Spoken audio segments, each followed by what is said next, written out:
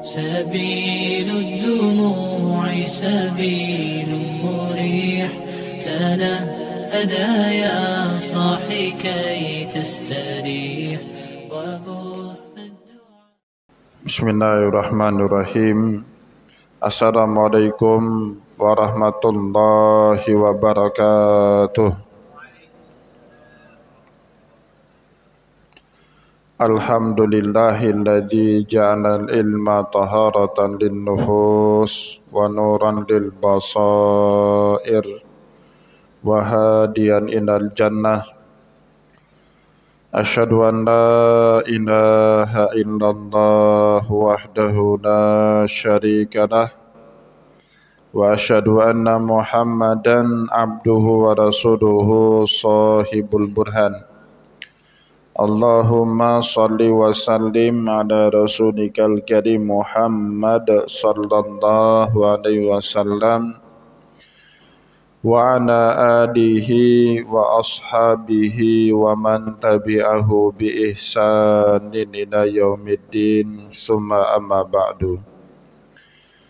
Puji dan syukur senantiasa dan tidak pernah bosan-bosannya kita panjatkan kehadirat Sang Maha Pencipta Allah Subhanahu wa Ta'ala, yang mana dengan limpahan karunia-Nya, rahmat-Nya, hidayahnya serta anugerahnya kepada kita semua, kita kembali masih diberi kesempatan, kesehatan dan usia panjang oleh Allah untuk sama-sama dan senantiasa mengabdikan diri kita di jalannya dengan menjalankan segala perintahnya dan menjauhi semua larangannya.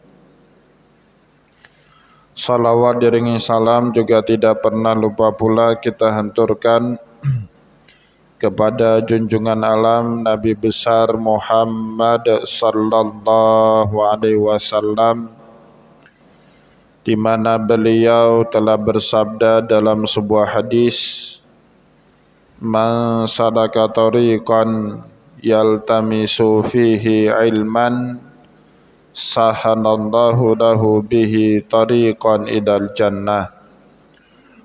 Barang siapa yang meniti satu jalan untuk menuntut ilmu agama Allah, maka niscaya Allah Subhanahu wa Ta'ala mudahkan baginya jalan menuju ke surganya Allah.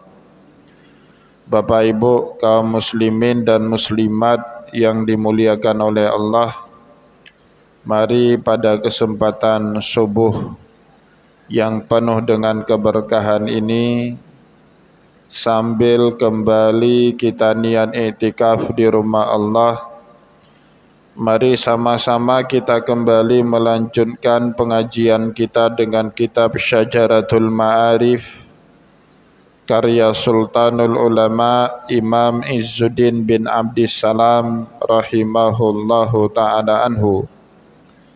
Dan insyaAllah pada kesempatan subuh kali ini kita akan membaca pembahasan dalam fasal berikutnya, Faslun fi dhanni ma yajibu ma'rifatahu. Fasal sebahagian orang menduga terhadap sesuatu yang wajib kita ketahui. Bapak Ibu yang dimuliakan oleh Allah, ada hal-hal yang di dalam agama kita diwajib untuk ma'rifat, untuk mengetahui. Tidak cukup, tidak memada dalam hal-hal tersebut keyakinan kita itu pada level sangkaan. Itu tidak boleh. Ya, jadi ada hal-hal tertentu di dalam syariat yang dibolehkan kita untuk bersangka, terutama bersangka baik dengan orang lain, meskipun kita tidak tahu pasti apakah yang dikerjakan oleh teman kita, oleh tetangga kita, atau oleh orang lain tersebut baik atau tidak baik. Tapi Bapak Ibu, dalam ajaran Islam cukup dengan sangkaan baik membuat kita hilang dari prasangka buruk yang dilarang oleh Rasulullah sallallahu alaihi wasallam. Dalam satu hadis Rasulullah sallallahu alaihi wasallam berkata, "Iyyakum wadh-dhann fa inna dhanna akdzabul hadis." Hati-hati kalian dengan dugaan, karena dugaan buruk terutama dengan sesama manusia itu seburuk-buruknya hadis, kata Rasulullah di dalam hadis tadi. Maka oleh sebab itu para ulama kemudian menyimpulkan, dalam bermuamalah dengan sesama manusia kita tidak dituntut pada level yakin, kita tidak dituntut pada level ma'rifah atau mengetahui pasti apakah orang yang menjadi teman, sahabat atau tetangga kita itu orang baik atau orang buruk. Tetapi Bapak Ibu, yang dituntut oleh Allah kepada kita dalam bermuamalah dengan sesama manusia, kita harus selalu mengutamakan prasangka baik. Ya, itu yang disebut dalam agama dengan husnudzan.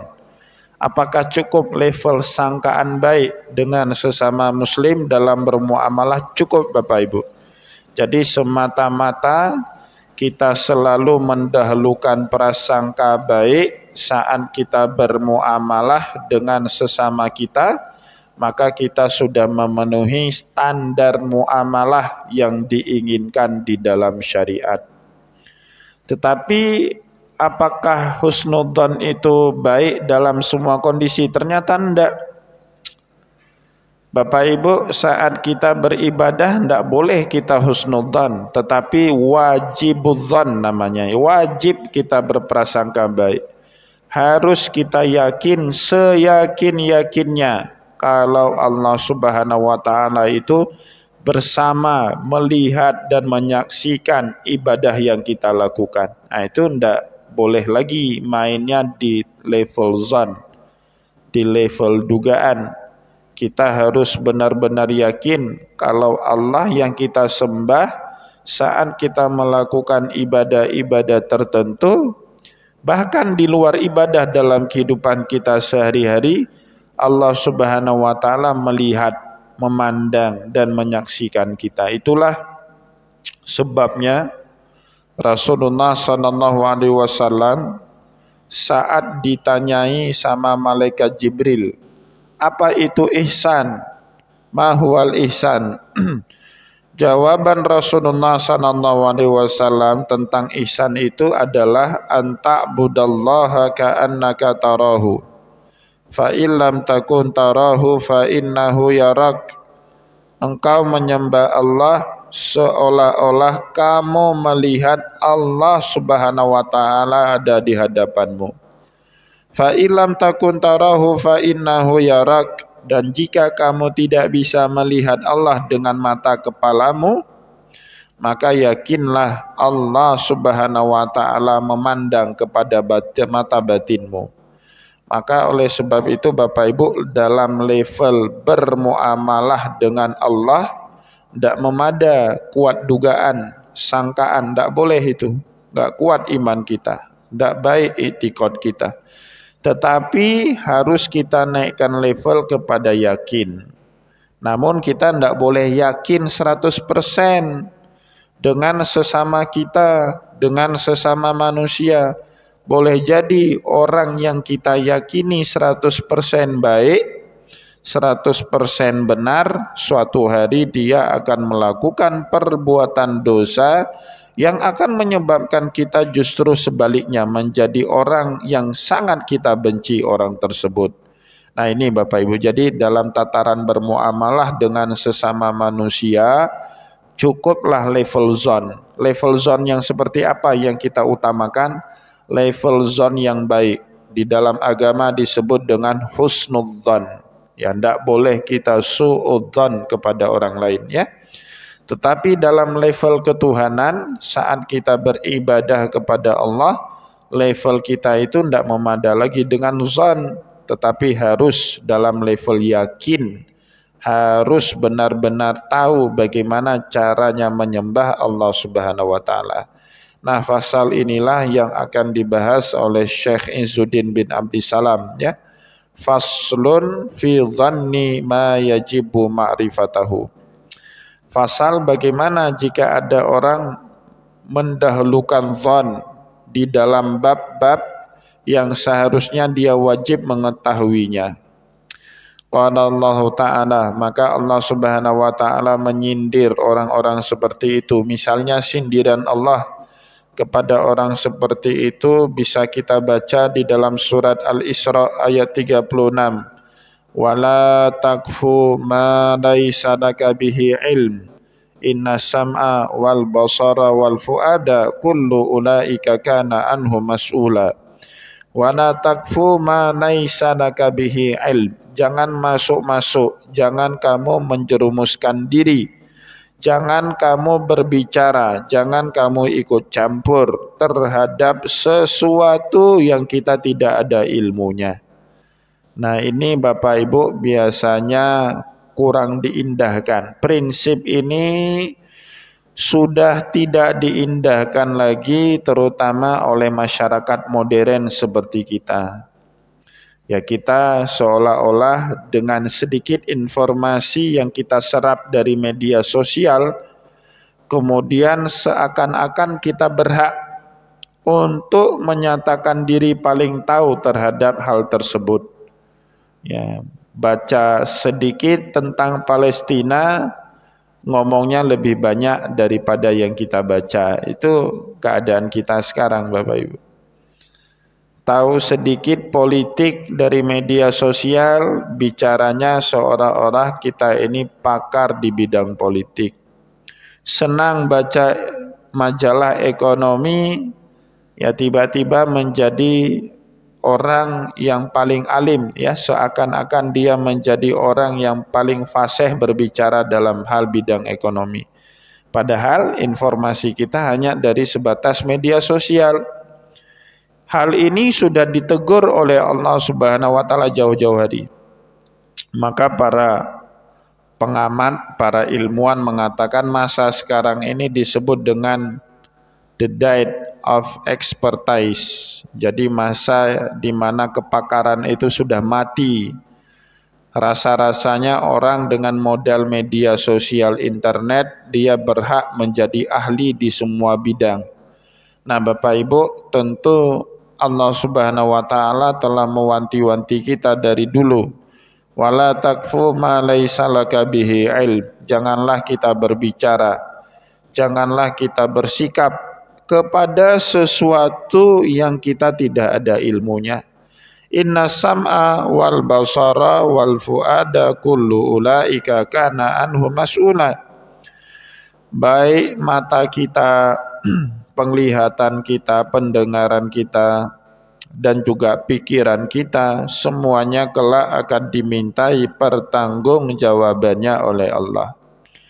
Dan kita bisa menyaksikan Bapak Ibu dalam cerita-cerita sejarah, semua umat, semua bangsa akan hancur pada saat orang yang mereka tokohkan mengambil satu keputusan yang tidak didasarkan oleh ilmu pengetahuan. Ya pasti akan hancur. Bagaimana Allah Subhanahu wa taala menghancurkan Fir'aun gara-gara dia salah bersikap saat berhadapan dengan Nabiullah Musa alaihissalam. Jadi dia diberikan informasi kalau Musa itu bisa seperti ini, bisa seperti itu karena sihir yang dia miliki. Termakanlah Fir'aun dengan informasi itu. Dia juga tidak punya ilmu di bidang itu. Akhirnya dia mengambil sikap berhadapan dengan Nabiullah Musa alaihissalam. Dan dengan sebab itulah kemudian Allah Subhanahu wa ta'ala menenggelamkan Fir'aun di Lautan Merah. Bapak Ibu kaum muslimin dan muslimat yang dimuliakan oleh Allah. Tetapi di dalam Al-Quran kita ditujukan oleh Allah cerita suatu bangsa yang selamat dari kehancuran gara-gara pemimpinnya itu mau mendengarkan ilmu, punya ilmu sebelum mengambil satu keputusan. Kita bisa baca kisahnya di dalam surat An-Naml. Bagaimana Ratu Balqis itu sangat bijak mengambil suatu keputusan. Padahal dia seorang perempuan, Bapak Ibu. Seorang perempuan tapi sangat arif dalam mengambil keputusan. Saat dia mendapatkan surat ancaman dari seseorang yang bernama Sulaiman. Innahu min Sulaiman wa innahu bismillahirrahmanirrahim. Sesungguhnya surat ini berasal dari Sulaiman dan surat ini dimulai dengan nama Allah yang Maha Pengasih lagi Maha Penyayang. Allah ta'lu alayya wa'tuni muslimin. Datanglah kamu kemari Balqis menghadap pada diriku dalam keadaan pasrah. Jangan kamu membangkang dan menyombongkan diri. Balqis tidak langsung mengambil sikap, Bapak Ibu. Meskipun dia punya bala tentara yang cukup untuk melawan ancaman dari Nabiullah Sulaiman. Tetapi dia ajak musyawarah. Qala ya ayyuhal mala'u aftuni fi amri ma kuntu qati'atan amran hatta tashhadun. Wahai para pembesar negeriku, para jenderal dikumpulkan oleh Balqis, para menteri, para ahli, itu semua dikumpulkan sama Ratu Balqis. Ya ayyuhal mala'u aftuni fi amri ma kuntu qati'atan amran hatta tashhadun. Wahai para pembesar negeriku, tolong berikan fatwa, pendapat dan pandangan kalian sebelum kemudian saya ambil satu keputusan. Apa jawabannya para menteri, para jenderalnya Ratu Balqis? Qalu nahnu ulu quwwatin wa ulu ba'sin syadidin wal amru ilaiki fanduri madza ta'murin. Jenderal-jenderalnya Ratu Balqis semuanya berkata, qalu nahnu ulu quwwah wa ulu ba'sin syadidin. Kami ini punya kekuatan, kita ini punya kekuatan militer yang cukup dan senjata kita juga cukup untuk melawan ancaman dari Sulaiman. Wal amru ilaiki, tapi semua keputusan ada di tanganmu. Fanduri madza ta'murin. Kami siap dengan segala keputusan yang akan engkau ambil. Ya, jadi jenderal-jenderalnya Balqis itu yakin betul dengan kekuatan militer yang mereka miliki. Tetapi dikembalikan keputusannya kepada Balqis. Balqis mau menempuh jalur damai atau Balqis mau mengambil agresi militer melawan Sulaiman.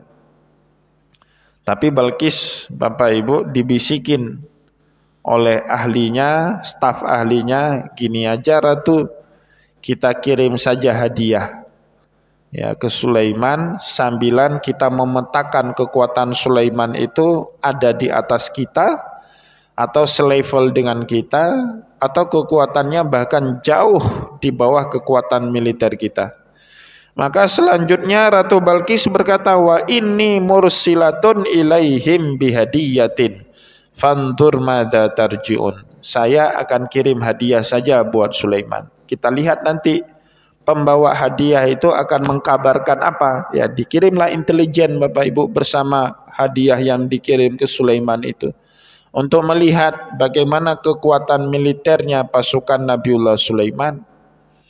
Setibanya di negeri Nabiullah Sulaiman kaget luar biasa.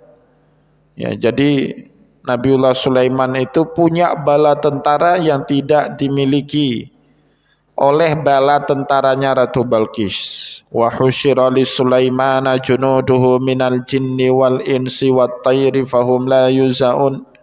Sulaiman pada saat itu membariskan pasukan perangnya yang terdiri dari 1 batalion pasukan jin, 1 batalion pasukan manusia, 1 batalion pasukan hewan-hewan, ada gajah, ada harimau, ada singa di situ. 1 batalion pasukan burung, semuanya tunduk patuh sama perintah Nabiullah Sulaiman. Itu aja sudah gemetar. Akhirnya Balqis memilih jalur damai dengan Nabiullah Sulaiman alaihissalam. Bapak Ibu, kalau seandainya Balqis bukanlah orang yang alim, bukanlah orang yang punya pengetahuan cukup, bukanlah seorang ratu yang bijak, boleh jadi negeri Sabak pada hari itu akan dihancurkan sehancur-hancurnya oleh Nabiullah Sulaiman alaihissalam, ya. Jadi seorang pemimpin itu sangat penting Bapak Ibu. Dialah yang akan menentukan bahagianya, suksesnya, majunya suatu bangsa, atau sebaliknya dialah yang akan menjerumuskan sesuatu bangsa itu ke dalam lembah kehancuran.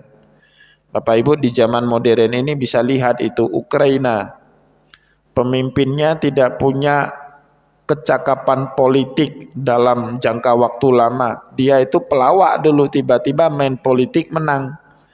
Karena di zaman sekarang Bapak Ibu, Gen Z itu dalam pemilu paling senang memilih orang yang bisa ngelawak, bukan orang yang bisa ngatur negeri. Ya, Presiden Ukraina itu Zelensky. Sehingga apa? Kemampuan diplomasinya lemah, kemampuan negosiasinya rendah, apalagi kemampuan dia mengatur strategi militer, ya sangat diragukan kecakapannya. Ya, terjadilah sekarang Ukraina diagresi, dianeksasi sama Rusia sampai sekarang, ya. Salah satunya kata pengaman karena dia tidak punya kecakapan berdiplomasi dengan NATO, berdiplomasi dengan Amerika, dan tentunya juga negosiasi dengan Rusia. Nah, itu salah satunya Bapak Ibu, ya. Jadi suatu bangsa kecil kalau dipimpin oleh orang yang tepat menjadi besar dia. Tapi bangsa besar dipimpin oleh orang yang tidak tepat menjadi kecil dia. Singapura Bapak Ibu, saya paling senang baca sejarah Singapura itu. Tahun 1950-an saat dia berpisah dari Malaysia, Singapura itu bukan apa-apa itu. Negeri yang isolated state katanya, negeri yang terisolasi, dikepung dia oleh dua negara besar Indonesia dan Malaysia di Selat Malaka. Bapak Ibu tahu betul, kalau kita pernah pergi ke Batam itu tahu betul kita itu Bapak Ibu. Singapura itu paling bermasalah dengan stok air. Negara dengan stok air yang paling susah, ya, Singapura itu. Tapi dipimpin oleh seorang Perdana Menteri namanya Lee Kuan Yew. Dia bersumpah 10, 20, 30 tahun yang akan datang Singapura menjadi negara yang akan paling maju di Asia Tenggara. Dia buktikan sumpahnya itu, ya. Di tangan yang tepat, Singapura negara kecil Bapak Ibu yang sedikit lebih luas dari kota Sabang itu, ya. Singapura itu sedikit dari lebih luas dari Pulau Sabang, yang menjadi negara yang sangat maju, yang sangat makmur di kawasan Asia Tenggara, bahkan di Asia dan bahkan juga di dunia Bapak Ibu, ya. Kenapa? Dipimpin oleh orang yang tepat di tangan yang tepat. Maka oleh sebab itulah Allah mewanti-wanti kita, wala takfu ma laisa laka bihi ilm. Jangan kamu urusi suatu masalah yang kamu tidak ada ilmunya. Di tempat kita Bapak Ibu ini sudah kelewatan batas. Orang yang enggak ahli kita berikan amanah untuk duduk di parlemen, ya. Orang yang enggak cakap memimpin kita berikan amanah untuk menjadi wali kota, bupati. Nah, ini di tempat kita sekarang udah kelewatan batas Bapak Ibu. Akhirnya apa ya? Seperti yang kita rasakan sekarang, dana otsus yang jumlahnya triliunan tiap tahunnya, tapi rasa-rasanya ndak ada manfaatnya untuk masyarakat Aceh. Dulu Aceh APBD-nya cuma ratusan miliar Bapak Ibu, 300-an miliar tahun 90-an, dipimpin oleh seorang Profesor Ibrahim Hasan. Meskipun ada pro dan kontra, iya, tapi dipimpin oleh seorang profesor. Jalan-jalan sepanjang barat selatan itu terbuka semua Bapak Ibu, ya, dengan anggaran yang cuma 300 miliar. Di tangan orang yang tepat dia tahu cara memimpin, ya. Di tangan orang yang tidak tepat, sebanyak uang apapun yang diberi pasti akan habis. Maka saya sering, ya, bilang sama mahasiswa saat mengajar di kampus, Ada sebahagian mahasiswa itu pikir dia kalau buka usaha lebih gampang daripada pergi kuliah.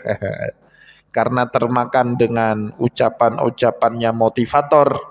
Yang penting kalian buka usaha. Ada sebagian mahasiswa mau mengundurkan diri Bapak Ibu, tidak lagi mau kuliah. Kebetulan PA-nya saya, pembimbing akademiknya saya, datang ke saya. Saya bilang, kalau kamu tidak ada ilmunya, duit sebanyak apapun yang diberikan oleh orang tuamu untuk menjadi modal kamu buka usaha akan habis. Kita tidak ada ilmu Bapak Ibu, mau dagang apapun dikasih duit 1 miliar, 1 miliar itu akan habis. Tapi kalau kita punya ilmu, kita modal dengkul kata orang Betawi, ya, nggak ada duit Pak. Ya, orang nggak percaya sama kita, jangankan bank ya, saudara kita aja nggak percaya kita pinjam duit. Tapi kita syaratnya punya ilmu, pasti Bapak Ibu ya duit itu akan datang kepada kita ya. Jadi syarat utamanya apapun yang kita lakukan adalah ilmu. Nabiullah Sulaiman ya, kisah populer sekali itu ya. Dulu pernah diberi pilihan sama Allah. Khuyira kata Rasulullah.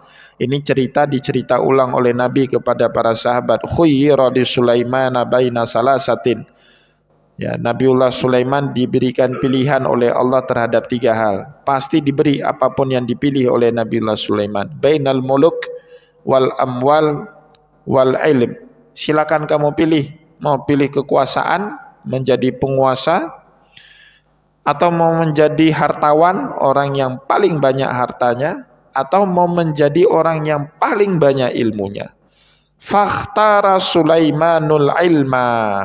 Nabiullah Sulaiman tidak memilih kekuasaan, Sulaiman juga tidak memilih harta, tapi yang dipilih oleh Nabiullah Sulaiman apa? Ilmu. Maka dengan ilmu itu kemudian Sulaiman bisa menjadi seorang penguasa Bapak Ibu. Jadi konstitusi kerajaan Sulaiman itu bukan hanya ngurus manusia Bapak Ibu, tapi juga ngurus seluruh hewan, bangsa jin, ikan di lautan. Nah, itu apa namanya? Rakyatnya Sulaiman itu ya. Rakyatnya Sulaiman apa? Ikan di samudra. Rakyatnya Sulaiman apa? Burung yang terbang itu. Itu rakyatnya Sulaiman semua. Singa di hutan, rakyatnya Sulaiman. Bangsa jin yang tidak kasat mata manusia, itu rakyatnya Sulaiman semua. Kenapa? Dia punya ilmunya, ya. Nabiullah Sulaiman saat dia memilih ilmu, dia punya kekuasaan dan juga tentu dia punya harta. Maka kemudian Bapak Ibu kita menyimak di dalam Al-Quran doanya Sulaiman, Rabbighfirli wahabli mulkan la yambaghi li ahadin min ba'di innaka antal wahhab. Ya Allah, ampunilah saya, anugerahkanlah saya kekuasaan la yambaghi li ahadin min ba'di, yang tidak patut kekuasaan itu dimiliki oleh seseorang pun setelah saya. Innaka antal wahhab, maka engkau adalah maha pemberi. Tapi Bapak Ibu, ada orang pengin kuasa, tidak ada ilmu, hancur. Ada orang kepingin punya harta banyak, ilmu nggak ada, habis, ya kan? Nah ini maka kemudian ilmu itu menjadi segala-galanya. Tidak akan pernah menyesal orang yang mencapek-capekkan diri, meletih-letihkan diri dalam menuntut ilmu Bapak Ibu. Tapi pasti kita akan sangat menyesal kalau yang kita kejar itu adalah uang, ya, karena uang akan habis, kekuasaan suatu hari akan berganti, orang yang tetap akan dipakai, orang yang tetap akan bermanfaat kepada orang lain adalah orang yang punya ilmu pengetahuan. Saya menarik sekali kalau baca kitab Ihya Ulumuddin Bapak Ibu. Orang berilmu, kata Imam Al-Ghazali, itu seperti air, tidak bisa dibendung, tidak bisa dicegah Bapak Ibu. Orang berilmu, semampu-mampunya manusia mencegah orang berilmu. Ya misalnya ada musuhnya, ya setiap orang kata Rasulullah muhibbun wa mubghidun. Setiap manusia itu ada orang yang menyenanginya, muhibbun, ya muhibbin, ya orang yang suka sama kita, wa mubghidun, pasti juga ada orang yang membenci kita. Tetapi Bapak Ibu, orang yang nggak bisa dicegah, orang yang nggak bisa dibendung itu siapa? Orang yang berilmu. Air itu seperti air. Air Bapak Ibu dibendung, maka dia akan meluap, ya kan? Dia akan mencari aliran-aliran baru, Bapak Ibu. Air kita tambak, ya, kita masukkan ke dalam bak, ya. Asal airnya terus diisi, dia akan meluap, Bapak Ibu. Akan meluap, mencari aliran baru dia. Atau sedikit aja ada bocor di bak kamar mandi kita, dia akan menyusup lewat bocor yang kecil itu, akan keluar mencari jalannya sendiri. Nah itu air Bapak Ibu, maka tidak ada cara untuk membendung air, sebagaimana juga manusia tidak akan pernah punya cara untuk membendung orang yang punya ilmu, ya. Ditanya suatu hari sama orang terkaya di dunia, Bill Gates, ya. Bill Gates itu pernah ditanya Bapak Ibu sama orang, seandainya hartanya sekarang diambil, ya, dikhianati sama manajernya, sama CEO perusahaan Microsoft, apakah kemudian Bill Gates akan jatuh miskin? Ya, sambil tersenyum sinis, Bill Gates menjawab, bahkan kalau kalian buang saya ke hutan Amazon pun, di hutan Amazon itu saya tetap akan bisa kaya raya, kata dia. Kenapa? Ilmunya di dalam otak dia itu, Bapak Ibu. Ya, orang yang berilmu itu dimanapun dia buang, dia pasti akan survive, akan eksis. Beda ya dengan orang yang tidak ada ilmu, hanya punya kuasa, hanya punya harta. Cobalah Bapak Ibu lihat, orang yang berkuasa dihormati sampai dia laku tanda tangannya. Begitu pensiun nggak laku lagi tanda tangannya, tidak ada lagi yang hormat. Orang yang punya harta dikagumi sama orang banyak selama hartanya masih ada, selama hartanya masih ngalir sama orang. Tapi kalau dia sudah mulai pelit, tidak bagi-bagi, tidak mau lagi orang menghormati. Beda dengan ilmu Bapak Ibu, orang berilmu bahkan sampai tua pun, dia sudah pensiun pun, menjelang dia mati pun, dia tetap dihormati oleh orang. Nah maka tidak boleh kita membatasi diri ya untuk tidak menuntut ilmu. Begitu juga kritikan Allah, sindiran Allah kepada orang yang sok tahu ya, nggak punya ilmu tetapi sok tahu. Wa qala ta'ala wa antaqulu 'alallahi ma la ta'lamu. Jangan sekali-kali kalian berbicara tentang Allah padahal kalian tidak mengetahui apapun. Surat Al-Baqarah ayat 169. Begitu juga pada surat Al-Jasiyah ayat 32, qultum ma nadri masa'atu inna dhunnu illa dhanna wa ma nahnu bimustaiqinin, ya. Ini ungkapannya orang-orang kafir Bapak Ibu. Qultum ma nadri masa'ah, mereka mengatakan apa itu hari kiamat. Ya, bahaya sekali Bapak Ibu, itu cacat iman kalau kita mengingkari yang namanya hari kiamat. Inna nadhunnu illa dhanna, kami hanya menduga aja, mungkin ada mungkin enggak. Bapak Ibu enggak boleh, harus yakin itu adanya hari kiamat. Wa ma nahnu bimustaiqinin, dan kami bukanlah orang yang termasuk yakin akan dadanya hari kiamat. Nah ini termasuk orang-orang yang disindir oleh Allah Subhanahu wa taala. Maka kata Syekh Izzuddin bin Abi Salam kemudian, la yakfi adh-dhanna fi ma tajibu ma'rifatahu. Tidak cukup hanya sebatas dugaan terhadap hal-hal yang wajib kita makrifat, wajib kita berilmu di situ. Li'anna dhanna yujawizu bi khilafi ma yadhunnuh. Karena zon itu Bapak Ibu memungkinkan kita untuk berlawanan dengan apa yang ada pada sesungguhnya. Allah itu hakikatnya pasti ada wujud dia, itu tidak mungkinlah alam semesta yang begitu kompleks, yang begitu rumit diciptakan oleh sesuatu yang tiada. Ya, kalau kita mengatakan Allah tiada berarti kita sama aja mengatakan alam semesta yang berwujud ini dan sangat kompleks, sangat rumit wujudnya, sampai begitu kompleks dan rumitnya alam semesta. Ribuan tahun manusia sudah hidup, misteri alam semesta itu belum sanggup kita pecahkan semua Bapak Ibu. Begitu rumit, begitu detail, begitu kompleksnya alam semesta. Bagaimana mungkin kemudian wujud alam semesta yang maha kompleks ini terjadi begitu saja atau diciptakan oleh sesuatu yang tiada. Nah, itu sangat tidak mungkin ya. Maka dalam hal-hal seperti itu kita tidak mungkin hanya dengan sangkaan, karena sangkaan itu Bapak Ibu punya dua potensi, benar atau salah. Kita menduga misalnya hari ini hujan, oh berarti sampai sore hari hujan terus sepertinya, maka saya kemana-mana harus bawa mobil atau siapkan mantel dan payung. Itu dugaan kita, apa itu? Perakiraan ya, kalau dalam cuaca itu namanya perakiraan. Forecaster, orang yang memperakirakan cuaca. Itu boleh jadi benar, boleh jadi salah. Masa dalam hal iktikad kita masih prediksi Bapak Ibu? Tidak boleh. Prediksi saya Allah itu ada, nggak boleh itu. Kuat dugaan saya, nah, berarti ada celah untuk kita punya keyakinan sebaliknya.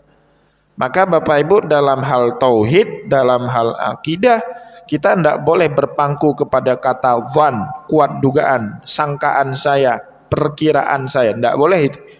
Tapi saya yakin, saya tahu setahu-tahunya ya, bahwasanya Allah Subhanahu wa taala itu wujud. Karena apa? Li'anna dhanna yujawizu bi khilafi ma yadhunnuh.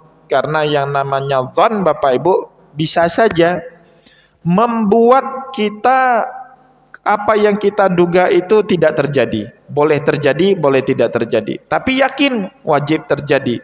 Adanya Allah wajib dalam kehidupan kita. Nah, maka Bapak Ibu bedanya ya, ilmu manusia dengan ilmu tauhid dengan ilmu keimanan, apa itu bedanya? Kalau kita pakai contoh sederhana ya, dalam matematika misalnya,